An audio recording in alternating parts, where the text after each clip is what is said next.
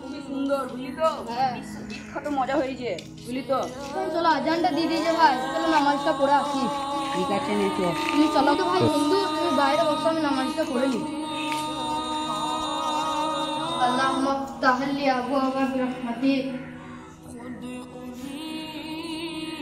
আচ্ছা জামাল ভাই, তুমি করে দেখলাম তো আমি যে তুমি বাম পা ঢুকাতে গিয়ে ডান পাটা ঢুকালে এবং কি সব দোয়া করলে জানো? হ্যাঁ ভাই, এটা করতে হয়, এটা আমাদের নবীজির সুন্নাত। তা আচ্ছা, তোমাদের কি আমি মসজিদে যেতে পারি? হ্যাঁ ভাই, অবশ্যই আসতে পারো।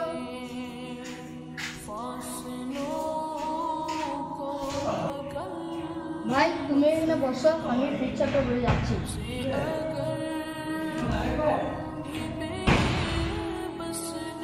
ইচ্ছা ফিরবে তার টুপি লাগাচ্ছ না? টুপি লাগানো দেখছি, তারপরে আবার ডান পায়ে ঢুকতে যাচ্ছে, তখন বা পায়ে ঢুকছে। কি ব্যাপার? জামাল তোদের জিজ্ঞাসা করতে হবে একটু। কি ব্যাপার? বাঁ পায়ে ঢুকলো, আবার দেখছি ডান পায়ে ঢুকছে দেখছি। এই ব্যাপারটা আমাকে একটু জিজ্ঞাসা করতেই হবে, নাহলে তো হচ্ছে না।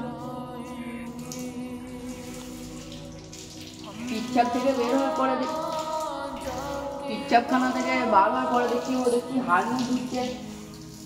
কি ব্যাপার?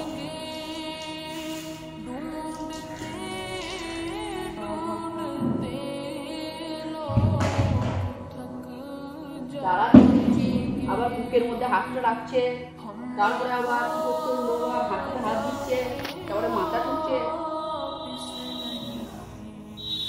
আবারও মাথা ঠুকছে,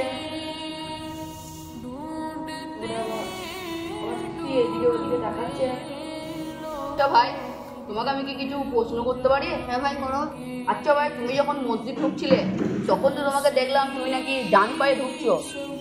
হ্যাঁ ভাই, এটা আল্লাহর ঘর, এটা ডান পায়ে ঢুকতে হয়, তার একটা দোয়াও আছে, আল্লাহুম্মা ইফতাহ লি আবওয়াবা বিরহমাতিক।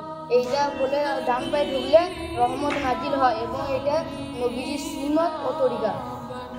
তোমাকে দেখলাম নাকি আবার পেচ্ছাপখানে ঢুকছো, তার আগে একটু টুপি লাগাচ্ছ। হ্যাঁ ভাই, টুপি লাগাতে হয়, নাহলে বাথরুম ঘরে অনেক জিন খবিস থাকে, তারা ফুঁক দিয়ে মাথার বুদ্ধি কমিয়ে দেয়, তাই টুপি লাগিয়ে ঢুকতে হয়, নবীজির সুন্নাত ও তরিকা। আবার দেখলাম নাকি তুমি বাঁ পায়ে ঢুকছো বাথরুম ঘরে, আবার ডান পায়ে বের হচ্ছ। হ্যাঁ ভাই, বাথরুম ঘরে একটু নাপাক জায়গা, সেখানে তার জন্য বাঁ পায়ে ঢুকছি এবং ডান পায়ে বেরোতে হয়, এটা নবীজির সুন্নাত ও তরিকা। আবার তারপরে বাথরুম ঘর থেকে বের হওয়ার পরে তোমাকে দেখলাম নাকি তুমি আবার ওই যে হাত মুখ নাকি ধুচ্ছ, তখন আবার দেখলাম আমি। হ্যাঁ ভাই, ওটাকে উজ্জু বলে, নামাজ পড়তে গেলে উজ্জু করতে হয়, এইটাকে নবীজির সুন্নাত ও তরিকা বলে। হ্যাঁ সেসব নয়, ঠিক আছে, তখন দেখলাম তুমি বুকে হাত রাখছো, তারপরে হাঁটুতে হাত দিচ্ছ, তারপরে আবার মাথায় ঠুকছো। হ্যাঁ ভাই, এটাকে নামাজ পড়া বলে, এটা আমাদের নবীজি বলেছে 5 ওয়াক্ত নামাজ সবাইকে পড়া ফরজ।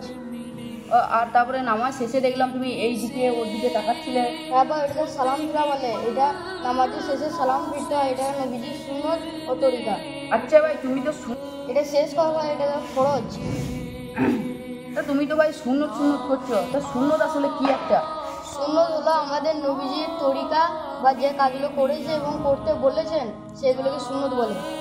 ও হ্যাঁ, আমি তো মোহাম্মদের সম্পর্কে আমি তো কিছু দেখেছি, আমি ওই মোবাইলেতে আই লাভ মোহাম্মদ বলে এখন অনেক মিছিল বা এরকম একটা বেরিয়েছে না? হ্যাঁ ভাই, অনেক বেরিয়েছে, আমাদের নবীজির সবাই ভালোবাসে এবং সবাই আই লাভ মোহাম্মদ লিখছে এবং বেরোচ্ছে, আমরা নবীজির জন্য আমরা জান কোরবানি দিতে পারি এবং জান দিতে পারি। উত্তরপ্রদেশে ভাই কজনকে আই লাভ মোহাম্মদ লেখালো বলে থানায় ভরে দিয়েছে, তাই এটা কি উচিত? আমরা তাই মিছিল বেরোচ্ছে আই লাভ মোহাম্মদ। না ভাই, এগুলো কিন্তু একদমই ঠিক না ভাই।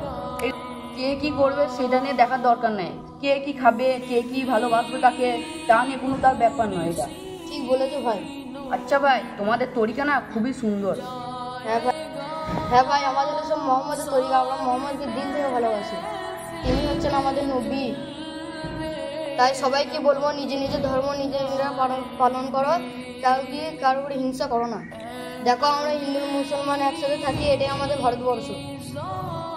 সবাই দোয়া করবেন, ভালো থাকবেন এবং আমাদের ভিডিওটা সবাইকে পৌঁছে দেবেন।